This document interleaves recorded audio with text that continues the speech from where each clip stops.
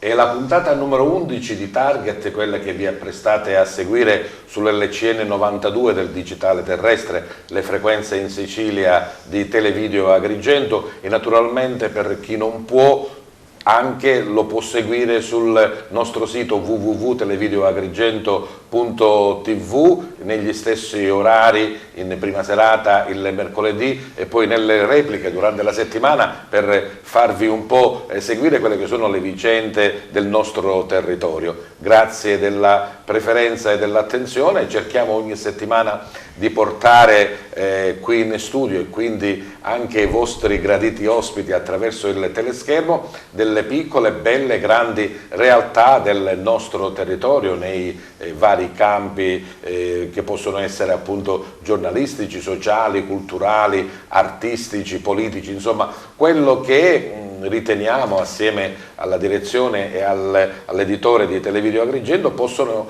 interessare una vasta platea, qual è quella appunto di TVA, e questo è il nostro compito, amplificare con i nostri mezzi delle cose che insomma riteniamo opportuno far conoscere a tanta gente. Anche gli ospiti di questa sera sono di una certa caratura, vi parleranno sicuramente di argomenti interessanti e voglio subito presentarli. Inizio dalla mia sinistra, e con me Florinda Sajeva, tra le tante cose è stata recentemente insomma nominata Presidente Consorzio Turistico Valle dei Templi di Agrigento. Buonasera. Il collega giornalista, direttore di Agrigento Oggi, Domenico Vecchio.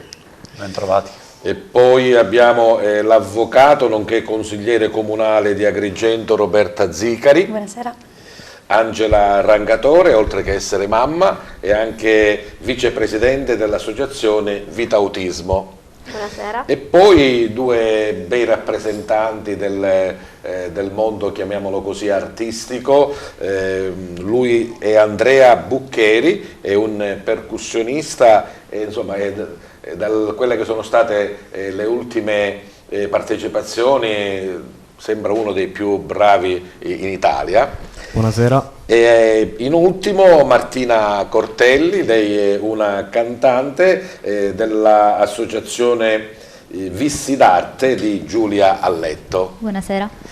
Collega Domenico Vecchio, allora abbiamo avuto anche il Giro di Sicilia.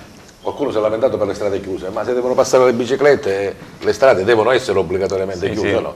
Mi pare una cosa normale, Domenico. È una questione soprattutto di sicurezza, anche perché lo prevede un decreto, il decreto Bersani, se non sbaglio, le strade devono essere tutte transennate e non può assolutamente transitare nessuno. Lamentiamoci se non viene il Giro di Sicilia. Se il Giro viene e chiudiamo per mezza giornata le strade, può darsi insomma, che sia meglio per la nostra città. Siamo abituati così a muoverci con la macchina fino a sotto casa, brutte abitudini, poi magari andiamo fuori a Roma o a Milano e facciamo 6-7 km a piedi, ma quando siamo a casa vogliamo andare con la macchina fino a sotto casa. Che dice Agrigento Oggi, Domenico?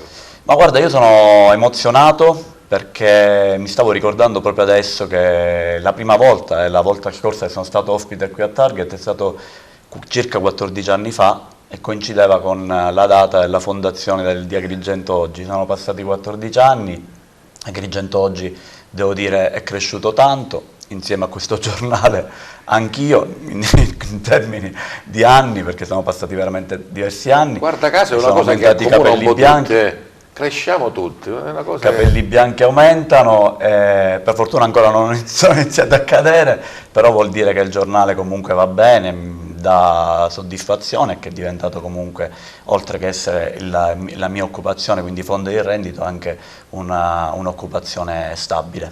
Bene, poi parliamo anche delle altre iniziative che tu porti avanti, tra le quali insomma il fotografa il Mandorlo, oppure quello che sarà poi fotografa anche San Calogero.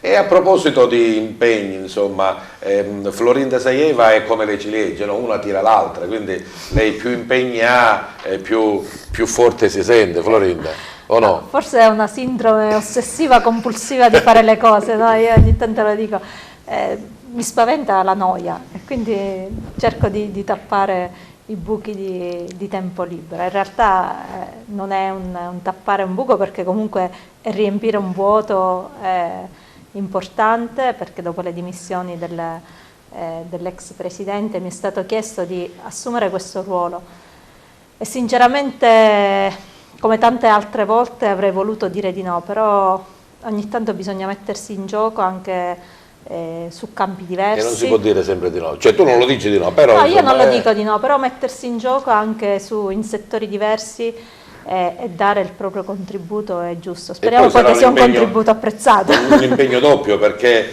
il Consorzio Turistico Valle dei Templi, in prossimità di Agrigento Capitale Cultura 2025, tu facevi parte della delegazione.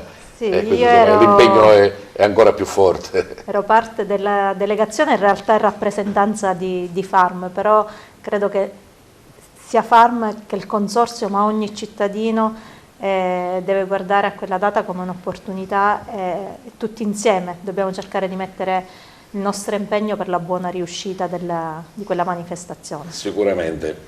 E consigliere Roberta Zicari, ha visto già due belle Esatto. realtà che dovrebbero anche spingere chi fa parte della politica, dell'amministrazione, a cercare quelle che sono insomma tutte le possibilità per rendere più bella e vivibile la città. No, esatto. Io in realtà mi prendo responsabilità, anche mi assumo la responsabilità e le critiche anche. Per noi è indubbiamente un'opportunità capitale della cultura, però è vero che in questa città abbiamo un problema con i parcheggi e con la viabilità, e quindi sicuramente sarà impegno dell'amministrazione provare a risolvere il problema dei parcheggi. Certo.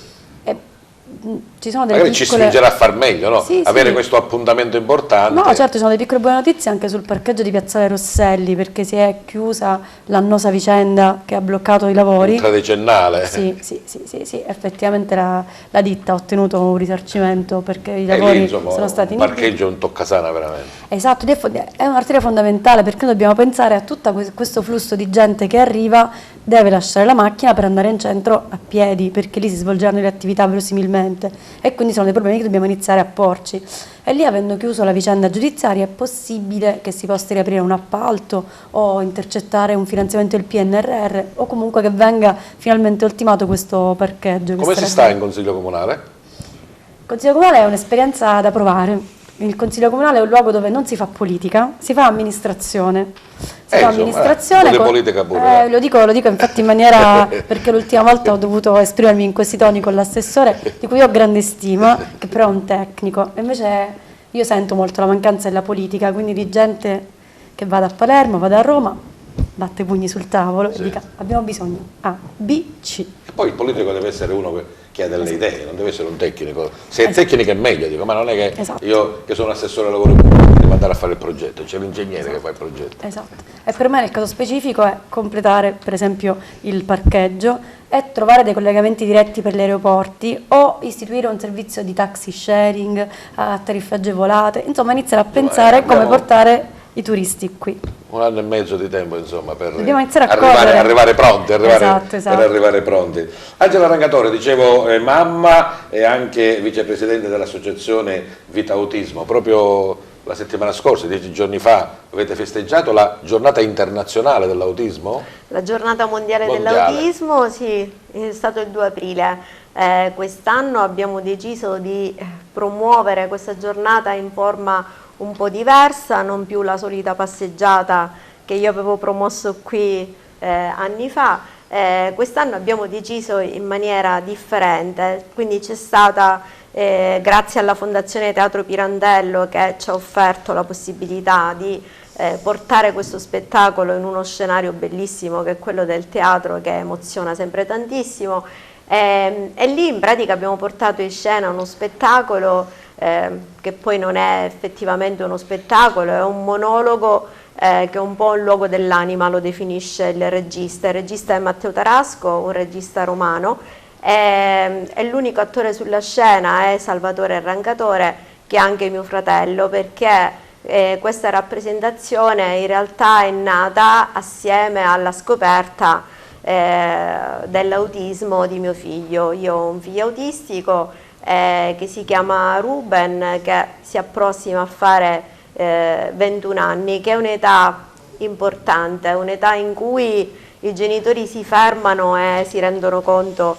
che c'è davvero poco nella nostra città e questo non è giusto. Parleremo appunto con Angela dei problemi non solo delle persone affette da autismo ma anche delle famiglie che devono proseguire questo percorso. Conosciamo anche Andrea Buccheri, percussionista e performer, insomma uno che ci fa muovere con il suo ritmo. Esattamente. Andrea.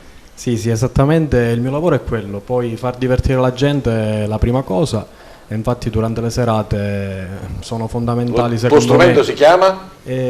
Allora, sono diversi perché dipende la situazione, o ci possono essere le percussioni acustiche o elettroniche, però ultimamente sai bene che con i microfoni comunque in discoteca sono meglio quelle elettroniche, dove alla fine possiamo dare più colore alla musica. Dai tu il ritmo alla serata, ecco. Esatto, il colore, diciamo. E poi insomma ci sono state anche delle belle soddisfazioni per quanto riguarda le partecipazioni a un contest. Sì, è il Dance Music Awards, che sarebbe gli Oscar della musica, e il 26 marzo si sono tenuti a Legnano, in provincia di Milano, dove per fortuna è andata bene. Bene, poi ne parliamo appunto di questa tua esperienza. Conosciamo anche Martina Cortelli, oltre a essere una brava studentessa al liceo classico Empedocle di Agrigento, è anche una cantante. Iniziando quando, Martina? Da circa un anno ho dato voce sia praticamente che letteralmente alla mia passione. Mi sono resa conto che in un mondo sempre più frenetico è importante prendersi i propri spazi e dedicarsi alla propria anima, ed è questo quello che faccio con il canto. È una musica, un canto particolare o melodico normale, insomma, o intraprende uno studio un po' più settoriale e specifico? È uno studio di canto pop. Insomma, quindi poi ti sentiremo anche, quindi ti giudicheremo per quanto riguarda la tua esibizione. Ma Giulia Alletto, che è la tua diciamo, maestra, com'è? È il mio insegnante, un'ottima maestra. Sì. Cosa dire di lei? Meglio lei o l'insegnante di greco al liceo? Vabbè, ognuno per la propria strada, dai, ognuno per la propria strada.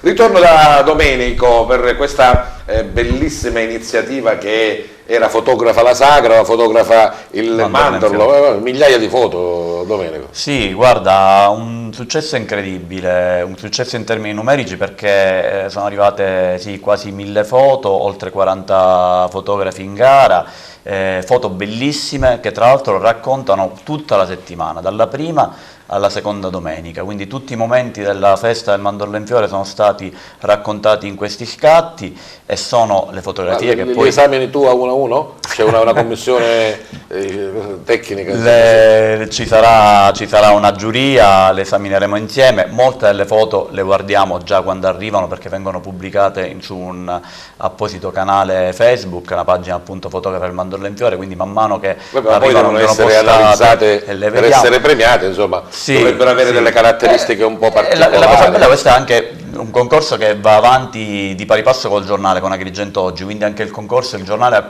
14 anni, il concorso ha raggiunto i 13 anni di età, a parte la pausa di un anno di pandemia, ma anche l'anno scorso, che non c'è stata la festa del mandorlo in fiore, abbiamo voluto farlo consentendo di fotografare i mandorli fioriti, che pure sono uno spettacolo a prescindere dalla festa, quindi il mandorlo, i templi, abbiamo fatto foto di paesaggi. Devo dire che ogni anno si aggiungono sempre nuovi fotografi, quindi conosciamo anche nuovi talenti da questo punto di vista. Qualche foto particolare, magari non dicendo chi è l'autore o comunque il soggetto che ti ha un po' colpito, ecco. Ma le foto sono intanto divise per categoria, perché premieremo la migliore foto in bianco e nero, la migliore foto a colori, la migliore foto destinazione turistica, quindi una foto che poi servirà per fare promozione turistica, e poi anche il miglior ritratto. Devo dire che i ritratti dei componenti dei gruppi folk che vengono da ogni parte del mondo sono sempre molto suggestivi. Magari l'espressione del soggetto, i costumi, gli sguardi sono sempre molto suggestivi, con i tratti somatici diversi a secondo la provenienza geografica, sono sempre molto suggestivi. Di pari passo cammina anche Fotografa San Calogero. Fotografa San Calogero, ripeteremo quest'anno anche quest'altro concorso, e poi insieme faremo una manifestazione in estate per premiare le migliori foto di Fotografa il mandorlo in fiore e le migliori foto di Fotografa San Calogero. è un modo anche per conoscere forse degli aspetti che quando siamo lì nella festa, nella sfilata oppure al Palacongressi a guardare non notiamo, invece l'occhio, anzi l'obiettivo a volte immortala dei momenti particolari. Devo dire che c'è anche una bella competizione tra loro, sono molto motivati i fotografi nel fare le foto, si sentono, ecco, quindi in una gara con una sana competizione, e poi la cosa bella è che tutte queste foto poi vengono messe insieme, cioè non è che ognuno di loro ha delle foto e se le conserva, ma tutte poi serviranno per fare promozione turistica e tutte saranno messe insieme per raccontare poi la memoria di queste manifestazioni. E sono anche visibili, dicevi, sono visibili già da subito sul sito. Negli anni abbiamo avuto anche la soddisfazione perché noi le mettiamo gratuitamente a disposizione anche degli enti che fanno promozione, degli enti stessi che organizzano il Mandorlenfiore. No, chi partecipa al concorso sa che già le foto possono essere utilizzate per questi scopi, e tante volte abbiamo visto anche 6x3, le brochure, i deploy, anche le cartoline che sono state portate alla BIT di Milano erano con le foto che hanno concorso per il fotografo al Mandorlenfiore. Una cosa sicuramente bella e anche interessante da vedere. Ritorno a Florinda Sajeva, cosa vuole fare il Consorzio Turistico Valle dei Templi?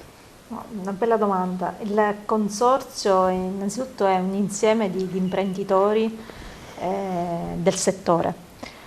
L'idea è quella, io mi sono insediata da poco, quindi in questi giorni li ho trascorsi per conoscere gli operatori, conoscere i colleghi e capire anche quali sono le loro esigenze. E solo attraverso l'ascolto poi possiamo in qualche modo programmare il lavoro di tutti. Sicuramente anche in vista di Agrigento Capitale cercheremo di offrire un servizio qualitativamente più alto rispetto a quello che è stato offerto fino ad ora, e cercheremo di fare delle attività che in qualche modo possano dare valore al nostro territorio. Chi sono i soci del consorzio? I soci sono tour operator, albergatori, qualche ristoratore, anche Farm è socio del consorzio, e poi ci sono anche degli operatori televisivi, comunque diciamo chi ruota attorno al servizio, sì. Quindi mettere insieme questi soggetti non è facile, però credo che sia importante avere una regia comune e capire effettivamente sia cosa il consorzio può dare al territorio, ma anche cosa il territorio può dare al consorzio. È una frase fatta dire fare rete? No, in realtà non è una frase fatta, perché in questi anni credo che tutti abbiamo capito che da soli le cose sono più faticose ed è più difficile ottenere dei risultati. Sicuramente fare rete e soprattutto lavorare sul concetto di collaborazione e non sul concetto di concorrenza, perché spesso quando si parla di operatori dello stesso settore si pensa che l'uno con l'altro possa farsi più facilmente concorrenza che collaborare. Invece noi dobbiamo lavorare in un'ottica di collaborazione per migliorarci tutti e migliorare i servizi che tutti possiamo offrire. Poi ti chiederò ancora qualcosa di Farm, perché mi interessa, insomma, vedere, perché generalmente d'estate c'è un po' più di movimento, no? Quindi ci sono più iniziative e anche più persone che chiedono di venire da voi. Ritorno ad Angela Rancatore, perché abbiamo detto, insomma, dell'iniziativa della giornata internazionale, ma non possiamo e non dobbiamo dimenticare quelle che sono le difficoltà che il soggetto autistico e anche la famiglia vivono per la mancanza di che cosa, Angela? Allora, in pratica il 2 aprile è sempre un po' così ogni anno, mi dispiace dirlo, si accendono i riflettori qualche giorno prima e poi automaticamente questi riflettori si rispengono. Si stacca la spina e finisce tutto. Sì. E invece la vita di una famiglia che ha in casa un figlio autistico è una vita ovviamente molto diversa dalle vite normali. Noi rinunciamo un po' a quelle che sono i nostri spazi, quindi io per esempio vi dico che avendo un lavoro che ovviamente non potevo lasciare, sono un'insegnante, la necessità dopo la scuola, perché non c'è nulla che possa garantirci questo supporto, ha costretto mio marito per esempio a rinunciare alla sua attività lavorativa, perché lui è il caregiver di mio figlio. Significa che in assenza di una struttura esistente, ovviamente qualcuno che stia con un ragazzo che ormai è fuori dalla scuola è necessario. Questo forse perché, insomma, credo che fino a qualche anno fa magari l'autismo non era considerato una malattia.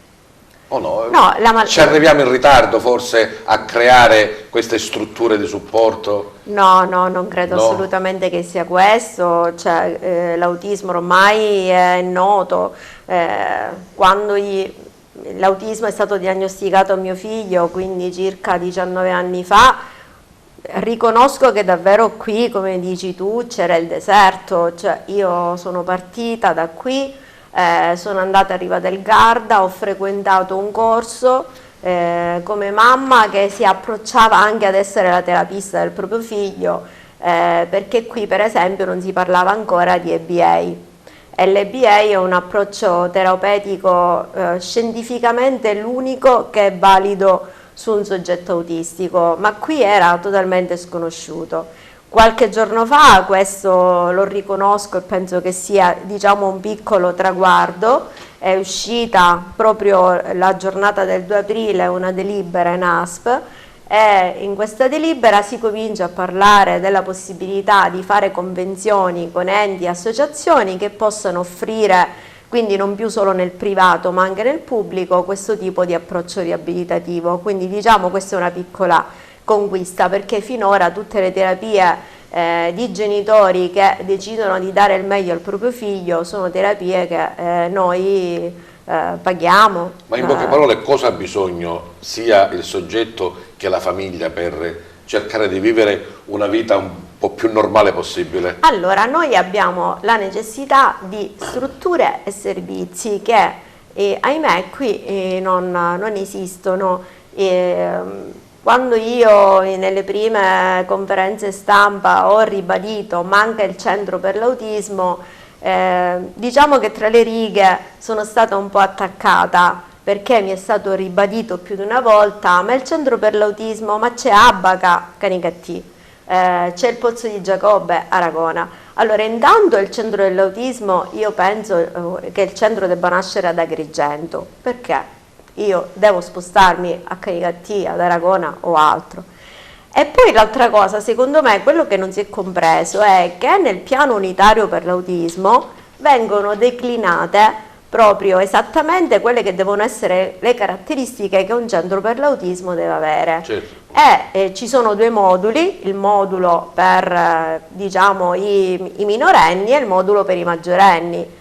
Il modulo per i maggiorenni non deve prevedere quello che attualmente è previsto nei centri esistenti, ovvero terapie, psicomotricità e logopedia. Tra l'altro non si parla di EBA molto in questo tipo di strutture, ma nel piano unitario si parla di attività, di laboratori che siano di orientamento al lavoro, quindi ortoterapia, fattorie sociali, perché questo è quello di cui hanno bisogno i ragazzi. Certo, ma se ci sono in altri posti d'Italia, non dico che bisogna copiare, ma comunque attingere a quelle strutture che sono più avanti, no? Sì, infatti noi abbiamo i modelli, noi siamo in rete con moltissimi genitori e famiglie attraverso, diciamo, i social, i forum per l'autismo, e addirittura c'è una nostra amica, una mamma che è diventata anche terapista e si è impegnata molto in questo. Loro stanno impegnando dei ragazzi autistici in un laboratorio che è iniziato così e che è diventato quasi un po' un lavoro, cioè loro creano delle calamite, quindi c'è chi attacca il magnete, c'è chi dipinge la calamita. Ecco, dovremmo un pochino capire che è necessario dare questo, perché un ragazzo come mio figlio, io non posso dirgli siediti a tavolino e mi abbini i colori o i numeri. Dobbiamo assolutamente impegnarli in altro. Però dalle tue parole sento che insomma qualche piccolo passo avanti è stato fatto. Diciamo questa delibera ovviamente sicuramente incoraggiante, perché quando noi parliamo di spese che affrontiamo nel privato, parliamo di spese davvero molto onerose. Cioè, Ruben aveva 3 anni, io avevo un supervisore che dall'Inghilterra mi veniva a casa, perché ovviamente una mamma che scopre di avere il figlio autistico decide di fare tutto, anche quello di investire, anche l'impossibile. E quindi questo non deve accadere, perché io penso anche a genitori che magari sono più sprovveduti di me, che hanno magari minori possibilità, dico anche di muoversi liberamente nel sociale. Tra voi genitori c'è mutuo soccorso? Diciamo che secondo me il concetto di fare rete di cui parlava Florinda poco fa è importante anche nel nostro campo, e penso che anche, ne parlavamo con il consigliere, con Roberta poco fa, penso che l'esserci anche una struttura ad Agrigento favorirebbe pure questo, la possibilità tra genitori di aiutarsi. Ecco, Roberta Zicari, questo insomma un consigliere comunale potrebbe sposarlo in pieno e mettere tutte le forze necessarie per farlo realizzare. No, io lo sposo in pieno, è che finalmente a fine mese non sarò più dipendente dell'ASP perché ho vinto un concorso di regione e quindi posso un po' insistere, lo dico anche perché è un orgoglio per me. Sì. No, perché realmente per legge le ASP hanno l'obbligo di accantonare una percentuale del bilancio, lo 0,03%, da investire sull'autismo, e se non sbaglio c'è anche l'obbligo di avere un centro diurno per l'autismo in ogni comune capoluogo. Quindi è un problema noto alla politica e che secondo me è dormiente da troppo tempo, perché siamo capitali della cultura, quindi è giusto dotare e facciamolo svegliare allora di un servizio sonno. Non mancherò, l'omaggio sarà qui impegno preso, come si dice, no? Sì, impegno preso. Bene, distraiamoci un po' allora, ritornando alla mia ospite musicale, a Martina Cortelli. Dicevamo questa passione per il canto, che forse magari inizia sempre un po' per caso, no? Senti la musica, ti piace, canticchi? Sì, effettivamente non si può stabilire un inizio e da quel momento c'è la passione. Penso più che altro che sia qualcosa di innato che pian piano con la crescita si sviluppa finché esplode, e appunto a me è capitato in un contesto familiare. È stata mia madre a rendersi conto che soffocavo in un certo qual modo questa passione e mi ha spronato a prendere lezioni. Certo, anche perché la dote naturale sta alla base, però poi la tecnica, insomma, essere seguita da chi è del mestiere poi ti aiuta, insomma, a uscire fuori quello che c'è. Sì. Ci farai sentire una prima canzone, quale? Vacanze romane dei Mattia Bazar, pubblicata nel 1993, è una delle canzoni che ho scelto con il mio insegnante Giulia Letto, che richiede molto difficile, io qualità ho avuto vocali. la fortuna di presentare Antonello Ruggero, insomma, in questo contesto, insomma. Sì, Ugola è sotto sforzo, vero? Sì, soprattutto tecnica, qualità vocali, ma anche penso molta presenza scenica. Va bene, allora ospite a Target Martina Cortelli, con lei Vacanze romane. Prego.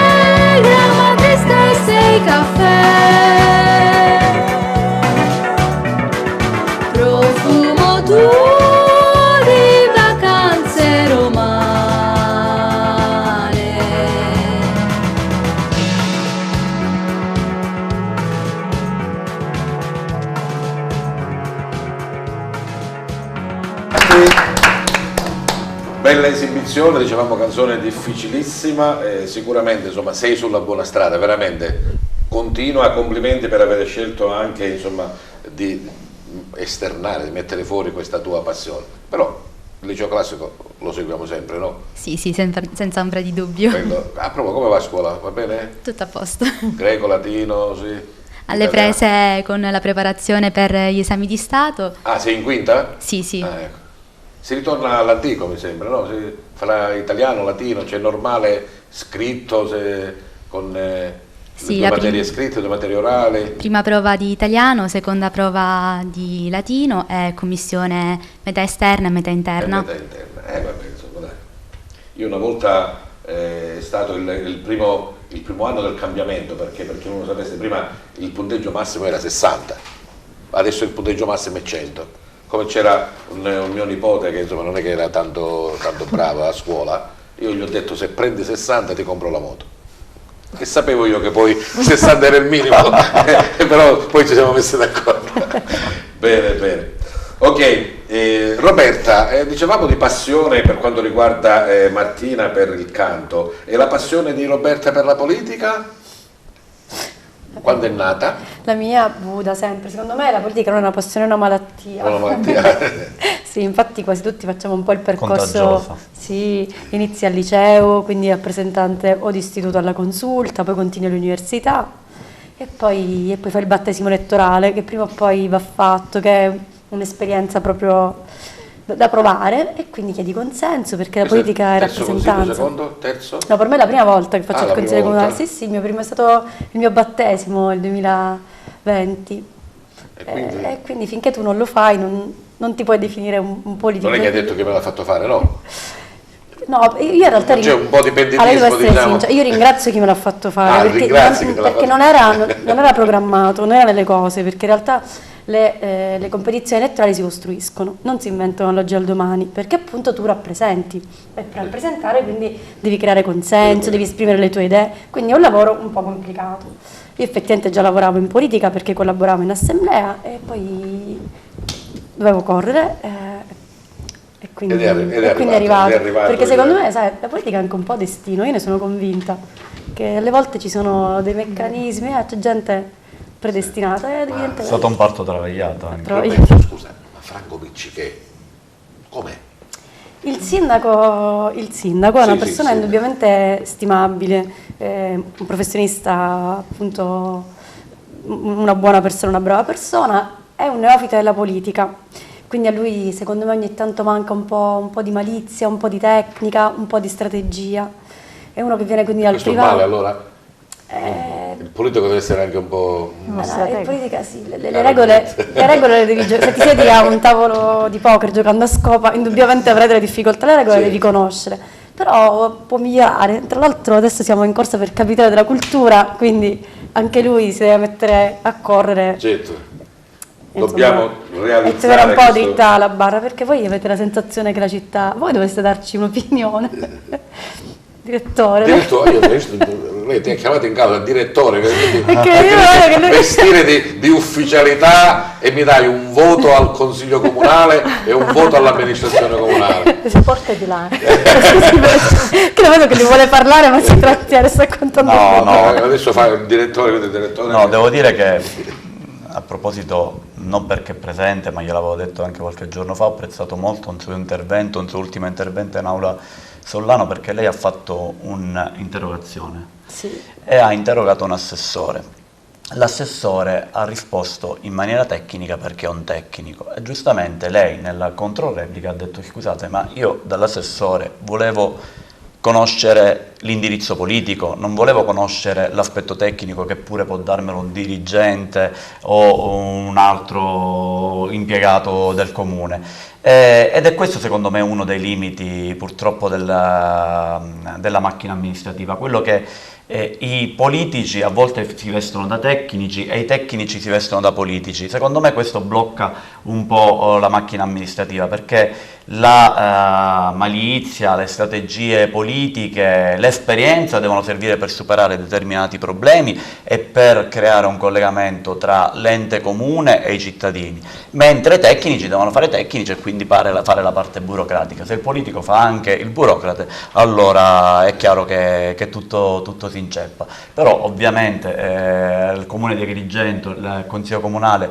sta lavorando, forse si percepisce poco perché non hanno una buona comunicazione, qualcuno di loro se la fa per conto suo, però il comune di per sé non è che riesce a comunicare quelle che sono le attività del consiglio comunale, quindi magari molte cose non si sanno per caso, e forse ecco, per questo si pensa che non si lavori bene o si lavora male. E a proposito della comunicazione, tu sei impegnato anche con la Fondazione Teatro Pirandello, quest'anno una bellissima stagione, dai. Sì, è la parte bella del nostro lavoro, no? Prima abbiamo parlato di fotografie, concorso fotografico, la Fondazione Teatro Pirandello. Devo dire che mi sento veramente fortunato e gratificato perché lavoro in un ambiente veramente bello, che è quello del teatro, dove si ha a che fare con compagnie teatrali di caratura nazionale, internazionale, attori famosi, quindi rapportarsi in un ambiente del genere è veramente gratificante per il mio lavoro. Non devo essere io a dire se la Fondazione Pirandello sta andando bene, però penso che i numeri lo possono dire più di me, perché gli abbonati sono cresciuti, siamo venuti fuori da questo impasse che era dettato un po' dalla pandemia, dalla disabitudine di andare al teatro. Ora per fortuna la gente è ritornata a gustare gli spettacoli dal vivo e ti devo dire che c'è una risposta importante da parte del pubblico, anche quando sono stati fatti dei sondaggi, il pubblico ha risposto in maniera positiva e di questo naturalmente anch'io che mi quando le cose vanno bene uno lavora anche meglio. Della comunicazione mi sento gratificato, però è anche ovviamente uno stimolo perché si deve cercare di fare sempre di più, sempre meglio, quindi si va a obiettivi. Se quest'anno abbiamo aumentato gli abbonati, l'anno prossimo dobbiamo aumentarli ulteriormente, probabilmente dobbiamo aggiungere anche un'altra data, insomma gli stimoli non mancano e credo anche questo sia importante nel nostro lavoro. Bene. E a proposito di stimoli, il mio amico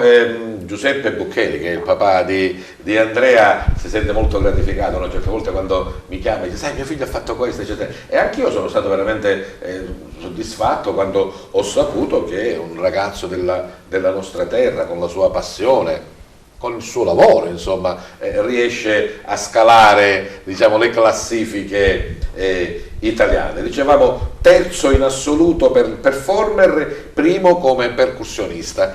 Raccontaci un po' questa avventura, sì. Andrea. Ma la cosa bella è stata che alla fine un ragazzo che comunque qua va bene, gira le discoteche, tutto, però al nord non è conosciuto.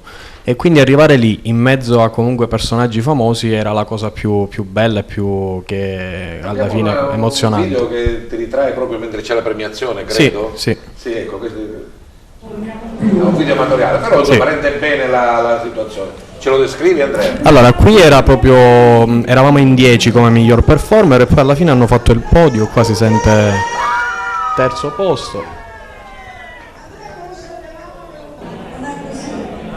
Ma tu in realtà che cosa fai, Andrea? E allora, suono le percussioni, come dicevo prima, le percussioni acustiche, quindi sarebbero conga, tumba, il bongo, ora è arrivata pure, ho comprato la wambuka, che in discoteca lo utilizzo, immagina al buio con le luci LED, ogni volta che batto sulla pelle si illumina. Una base già pronta. Mi accosto sempre al DJ, quindi tutto live. Mentre le percussioni elettroniche ho delle attrezzature dove all'interno hanno all'incirca 850 suoni di percussioni, quindi capisci bene che... questa tua passione come nasce allora? L'abbiamo chiesto agli altri, allora nasce da un'altra passione sempre musicale che era la chitarra, quindi a 3 anni i miei genitori per Natale ricordo che mi hanno regalato questa chitarra e poi alla fine dopo aver suonato comunque la chitarra capisci bene che suonando vuoi sempre conoscere nuovi strumenti e alla fine poi le percussioni battendo su, che so, un tavolo, una sedia, cambia suono. Questa passione è sempre cresciuta per poi arrivare alle percussioni vere e proprie che è stato... Ma naturalmente se tu devi suonare qualcosa con uno strumento c'è uno spartito, c'è diciamo, una linea da seguire. Il percussionista mi sembra che sia un po' più libero, no? E infatti si definisce colui che dà colore alla musica, quindi è una cosa alla fine in più, che arricchisce comunque il suono che poi è la musica live da discoteca o comunque qualsiasi che si possono abbinare alle percussioni. La discoteca è ancora il posto principale, sì, di aggregazione, di divertimento. Sì, sì. Musica house, latina, più che altro su queste musiche si lavora di più con le percussioni. Dov'è il posto più bello dove sei andato a suonare? Il posto più emozionante è stato il Couscous Fest a San Vito Lo Capo con Isicania, che tra l'altro saluto, ed era emozionante perché alla fine dopo di noi ha fatto il concerto Mahmood, quindi immaginate un po' la gente, la piazza era abbastanza finita. Avete contribuito a riscaldarla. Esattamente, esattamente. E quello più bello dove andrai? Hai già programmato la stagione? Più bello dove andrò, attendo notizie, non voglio esternare. Ci informerai allora. Quando sei lì fai un selfie e dici sono qua. Esatto. E a proposito, insomma, siccome vogliamo anche vedere un po' insomma, questa tua attività, questa cosa, Piero, c'è anche un videoclip proprio dove vediamo Andrea in azione, se lo vuoi mandare per favore, grazie.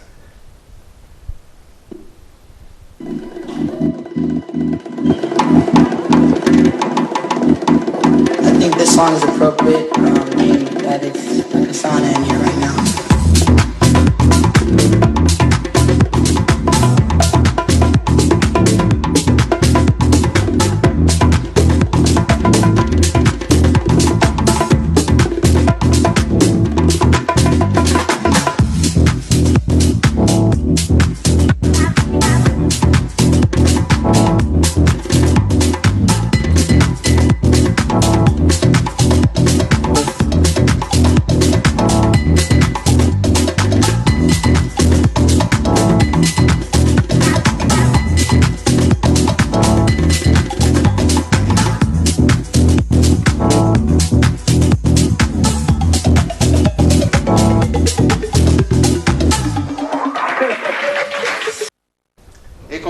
Non muoverti con questo ritmo. Qui nel video invece ero con un grande amico, Gabriele Migliaccio, che saluto, e stavamo registrando appunto un brano percussioni e basso. Con questo ritmo, con questi tamburi, insomma, questi bongos, queste cose si chiamano, io ti vedo bene in due posti, o a Formentera o a Zanzibar. Bellissimo. Scegli tu dove, insomma, magari andare a fare lì con la tua speriamo, però il posto dove intendevo poco fa era fuori dall'Italia e per questo non voglio spoilerare, speriamo. Io ci sono andato vicino, Formentera, Ibiza, da quelle parti, speriamo, va bene, bravo, bravissimo Andrea. Un'altra curiosità, accanto a te c'è anche il DJ, no? Che, diciamo, accanto a me c'è sempre il DJ, appunto, sì, che è quello principale dove lui sceglie la musica e poi io faccio da contorno. E a volte anche da solista. Sì. A volte anche da solista. Molte bravo, volte. bravo veramente.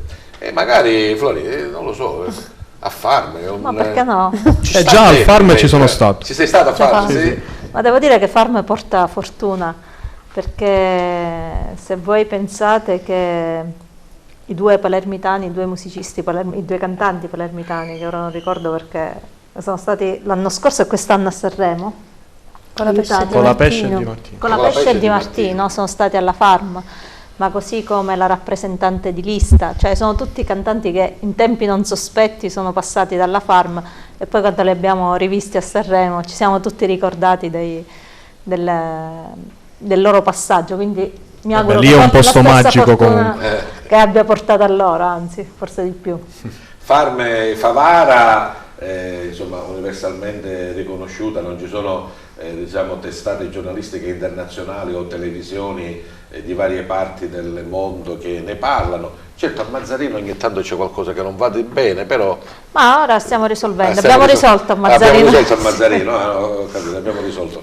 E a giugno che compleanno c'è? Allora a giugno siamo al 13° compleanno, quest'anno abbiamo la terza edizione di Countless Cities, peraltro abbiamo una mostra molto bella a Favara, nello spazio Excel, ospiteremo le comunità utopiche, quindi Arcosanti, una città sotterranea che c'è a Torino, quindi un po' il fotografo Carlo Bevilacqua ha girato il mondo per fotografare queste comunità utopiche.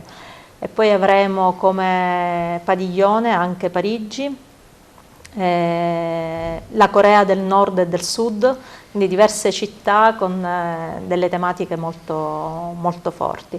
Human Forest è ancora viva? Human Forest è ancora viva, cresce, la stiamo arricchendo, anche lì avremo delle nuove esibizioni e quest'anno naturalmente insieme a Favara ci sarà anche Mazzarino che ospiterà dei padiglioni e delle città. Poi avremo degli appuntamenti musicali sia a giugno che a luglio con dei performer e ad agosto ospiteremo anche un teatro di strada, quindi un teatro sociale che farà una cosa molto interessante. È interessantissimo veramente Farm, che insomma questa innovazione, questo voler dare il tocco come lo ha dato di rinascita, di ricostruzione, ma anche un po' di stravaganza a volte, no? Perché va fuori dalle righe, Florinda. Va fuori dalle righe perché noi abbiamo la fortuna di avere la libertà di fare le cose anche che agli altri non piacciono, che gli altri non farebbero.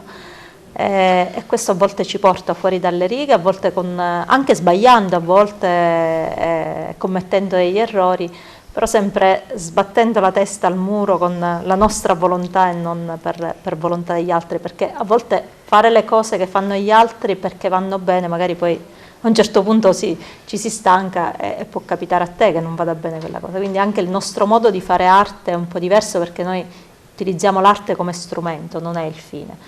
Per parlare, affrontare dei temi importanti, uno dei temi quest'anno delle città è City and Pleasure, perché noi scegliamo di stare in alcune città e perché alcune città ci piacciono di più rispetto ad altre, per capire cosa noi possiamo portare nelle nostre città, come possiamo migliorarci. Vogliamo in qualche modo instillare dei dubbi e delle domande nelle persone per interrogarsi. Deve piacere a tutti, ci mancherebbe. No. Ma questa è nella natura delle cose, nella natura del genere. Io mi ricordo umano. che tantissimi anni fa ho visto la mostra di Papesco, credo si chiami. Papeschi? Cioè io un quadro di Papeschi a casa mia non lo metterò mai. Magari se lo prendo lo vendo che guadagno sì, però non mi piace. Per questo dico che ognuno ha un gusto proprio. No, non deve piacere, ma poi è importante capire effettivamente cosa le opere però c'è stata vogliono una mia amica raccontarci. di Parma, che mi ha detto a Favara c'è Papeschi. Cioè nel senso che la mia ignoranza viene sicuramente superata da chi in realtà poi queste cose le apprezza e le vive, no? Ma il nostro obiettivo è quello di parlare alle persone come te, che hanno la libertà di dire che qualcosa non piace, perché nel mondo dell'arte spesso c'è tanta omologazione. Se io ti devo dire che a me piace Picasso, a me esteticamente Picasso non piace. Apprezzo il valore della sua arte, apprezzo l'innovazione che lui ha portato, ma a me esteticamente Picasso non piace. E forse per questo l'arte è bella. E l'arte perché è bella. Ci sono 1000 persone che la pensano in 1000 modi diversi. Se no non ci sarebbero diversi generi artistici e non ci sarebbero tanti artisti. Bene, mi raccomando, Farm. Non a caso Florinda ha fatto parte della delegazione della candidatura Agrigento Capitale della Cultura. Io ammiro molto quello che fanno alla Farm, perché comunque la Farm nasce un po' come una scommessa per stimolare un territorio che è ancora legato all'arte classica, ai templi, la Valle dei Templi. L'arte classica ha messo sempre tutti d'accordo. A chi è che non piace il Tempio della Concordia? Nessuno ti dirà no, il Tempio della Concordia è brutto, quello piace a tutti, però i tempi poi cambiano, c'è un'evoluzione delle cose e noi dobbiamo cambiare appresso ai tempi e dobbiamo trasformare anche il nostro approccio a quella che è l'arte e la cultura. Agrigento Capitale della Cultura si parla tanto di opportunità e questa è l'opportunità che dobbiamo avere, quella di crescere culturalmente, di aprirci anche a tutto quello che è nuovo e di sapere osare, perché quello che non si è mai fatto da noi è quello di sapere osare, di tentare di fare qualcosa che magari sul momento crea discussione, non mette tutti d'accordo, però poi in un futuro darà un ritorno. E io faccio sempre l'esempio della piramide di Louvre, la piramide di Louvre che ha sempre fatto discutere, però a suo tempo a Parigi hanno saputo osare, hanno fatto la piramide di Louvre, hanno costruito un museo che ora attrae visitatori da tutto il mondo. Ma che c'è questa piramide? Ma ancora prima la Torre Eiffel, la Torre Eiffel. Qui ancora oggi purtroppo, se noi pensiamo di mettere una passerella alla Valle dei Templi che collega un'area all'altra, si crea scandalo e discussione. Secondo me il passaggio, e Agrigento capitale della cultura deve essere questo, deve essere la svolta, deve essere questo, il passaggio che dobbiamo fare è questo, cioè guardare oltre e cercare di usare e di fare le cose che magari... E non fermarci solo al nostro gusto e pensare che ci sono tanti. E la Farm da questo punto di vista è stata uno stimolo e continua ad essere uno stimolo per tutti. Tra l'altro mi fa piacere che siamo quasi coetanei con Agrigento oggi, 13 anni insieme, e permettimi di aggiungere che ora tu sei presidente del Consorzio Turistico Valle dei Templi. Noi col Consorzio Turistico Valle dei Templi abbiamo iniziato questo concorso fotografico, Fotografa il Mando dell'Enfiore. Tant'è vero che le premiazioni che si sono fatte negli anni sono state ospitate sempre negli alberghi che erano associati al Consorzio. Io vedo che Roberta Zicari non prende appunti, però sta memorizzando tutto in testa. Roberta. Che poi ci fa no, nel senso che può prendere stimolo, può prendere spunto. Io memorizzo tutto, tanto parlo con un sacco di gente, anche di ragazzi, di amici, di associazioni che vogliono partecipare, quindi è vero, perché poi io incalzo sempre, spero, mi auguro che a brevissimo si formi la cabina di regia perché diceva, fare rete in realtà in questa città è difficile, sembra strano dirlo, ma già questo è un però primo... ti voglio aggiungere qualcosa che non è difficile solo in questa città, è difficile ovunque. Guarda, in questi giorni sentivo dire film Air, questo film che vi consiglio di andare a vedere, che è un film sul capitalismo, la trasformazione della Nike, che ha legato il suo marchio a Michael Jordan, e da lì l'escalation alla Nike, poi hanno comprato pure la Converse, insomma, dicevano proprio questo, guarda, la difficoltà, lì 50 anni fa la Nike già c'erano le riunioni, lavoravano di squadre, la difficoltà tra, e lo diceva anche un noto imprenditore italiano, tra gli italiani e chi vive all'estero, in Giappone, in America, nei paesi insomma che hanno avuto la maggiore evoluzione, è che noi quando siamo uno contro uno magari riusciamo quasi sempre a vincere perché abbiamo inventiva, abbiamo estro, però quando gli altri si mettono insieme e fanno squadra, come succede in America, in Giappone, e che riescono a mettersi a sistema, sono insuperabili. E questo è che dobbiamo superare noi in Italia, ad Agrigento in generale, quello di riuscire insomma a pensare insieme di fare qualcosa che porti un ritorno per tutti, non solo per fortuna ci sono per persone ognuno di come noi, voi insomma che si danno da fare. Volevo ritornare ad Angelo Arrangatore per chiedergli, sei qua, hai la televisione, hai tantissime persone che ti ascoltano, chiedi. Guarda, oso. Io vorrei dire semplicemente questo. Durante il monologo al Teatro Pirandello alla fine c'è stato un momento molto intenso, è stata letta una lettera, perché diciamo che questa rappresentazione teatrale è liberamente tratta dai diari di Birger Sellin, che era un autistico tedesco, che si muoveva con magari con un sistema che non molti di noi genitori approviamo, che è la comunicazione facilitata al computer.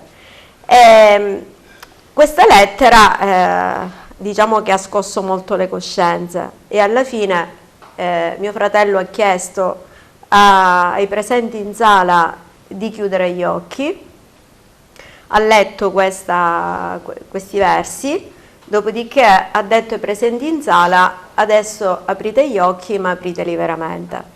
E io vorrei proprio dire questo a quanti ci stanno seguendo, quindi alle famiglie, perché anche loro devono aprire gli occhi e rendersi conto di non accontentarsi, perché finché i nostri figli sono piccoli un po' noi genitori ci accontentiamo, e invece dobbiamo pensare sempre oltre, guardare oltre, come dicevamo poco fa. E quindi io chiedo a tutti di aprire gli occhi veramente, perché se noi siamo città regina d'Italia, città capitale della cultura, dobbiamo dimostrarlo anche in questo. Non possiamo non ascoltare questo appello e rispondere a questa emergenza. O guardare da un'altra parte. O guardare da un'altra parte. Bene, ci avviamo quasi alla fine, insomma, del nostro incontro. Adesso ridò di nuovo il microfono a Martina Cortelli, però devo dire ai miei gentili ospiti che poi quando ci saluteremo, e qui a Target non si saluta grazie, arrivederci, insomma, no, dovete farlo in maniera un po' diversa e particolare, soprattutto in maniera positiva, e magari, non lo so, con una frase, una citazione, un pensiero, un buon proposito, insomma, un qualcosa che caratterizza anche il vostro essere qua. Ritorno a Martina. Allora, dicevamo che ti stai preparando per l'esame di maturità, la materia più, quella che ti stimola di più? Penso filosofia. Filosofia, Filosofia è quella cosa con la quale, senza la quale si rimane tale e quale, così mi dicevano. No, invece è bellissima, la filosofia ti aiuta tantissimo a pensare. Per quanto riguarda invece il percorso musicale, Martina, continuiamo naturalmente l'impegno nell'Associazione Visti d'Arte di Giulia per sviluppare, insomma, queste tue doti naturali? Sì, è mio intento proseguire nonostante mi avvii all'università, ma l'una cosa non esclude l'altra, quindi farò in modo di mettere insieme i due studi e proseguirli entrambi. Certo, il tempo si trova, dai, bisogna organizzarsi. Volere e potere. Cosa ci fai ascoltare adesso? Love di Nat King Cole, pubblicata nel 65. È un brano per me che porta molte emozioni in quanto rappresenta la mia prima esibizione con un vero pubblico. Bene, allora riconquista di nuovo il centro dello studio di Target. Per voi Martina Cortelli in Love.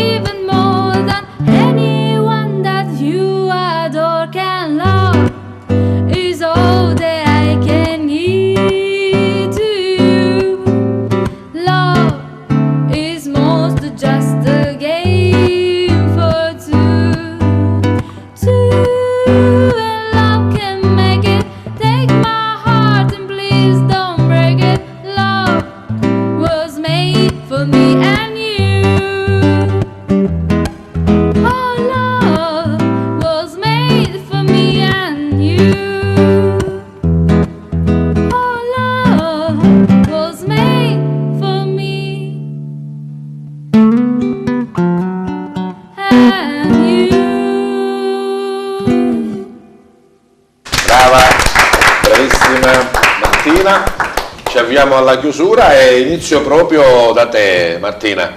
il tuo saluto, il tuo pensiero, non lo so, un messaggio magari che vuoi lanciare ai tuoi coetanei, vai. Sì, è un augurio quello che volevo fare a tutti i miei coetanei, che trovino il coraggio di dare voce alle proprie passioni senza anche spaventarsi del giudizio altrui, che secondo me è quello che oggi limita molti ragazzi. Grazie Martina Cortelli, grazie anche ad Andrea Buccheri, il nostro performer percussionista. Grazie anche a te e a tutti gli ospiti. Sicuramente un motto che seguo sempre è crederci sempre, arrendersi mai. Grazie a Angela Rangatore, vicepresidente Associazione Vita Autismo. Grazie a voi per l'invito, tra l'altro qui non a caso è tutto blu. Il blu, come sappiamo, è il colore dell'autismo, quindi spero che sia di buon auspicio per accendere il blu tutto l'anno. Grazie a Roberta Zicari, consigliere comunale di Agrigento. Grazie a voi per avermi dato questo spazio, questo invito. Io spero insomma, che tutti quanti possiate partecipare anche in maniera un po' più attiva alla vita amministrativa di questa città, così da arrivare nel 2025 pronti e che sia l'anno del riscatto dell'orgoglio agrigentino, quindi di tutti quelli che questa città comunque la amano con tutti i suoi pregi e difetti. Grazie al collega direttore di Agrigento Oggi, Domenico Vecchio. Grazie a te Peppe, grazie a TVA, Televideo Agrigento. Semplicemente di smetterla di essere detrattori del nostro territorio, di cominciare a rimboccarci le maniche, a guardare le cose dal lato positivo per sperare che questa terra possa finalmente emergere, di partire dalle cose buone per essere da sprono per tutti gli altri. Grazie Florinda Saieva, alla sua Farm Cultural Park e naturalmente al Consorzio Turistico Valle dei Templi. Io l'augurio che posso fare a tutti noi è un po' quello che ha detto in audizione, è di essere come le piante, che mettono radici e non possono sfuggire ai problemi che hanno attorno, però fanno una cosa molto bella, tra di loro si connettono, guardano quali sono le risorse più importanti e le mettono a valore, e questo è quello che oggi noi dobbiamo fare. Grazie ai nostri cari ospiti per la loro presenza e partecipazione a Target e soprattutto grazie al nostro gentile pubblico che anche questa volta ha avuto la bontà di seguirci. Buona serata a tutti.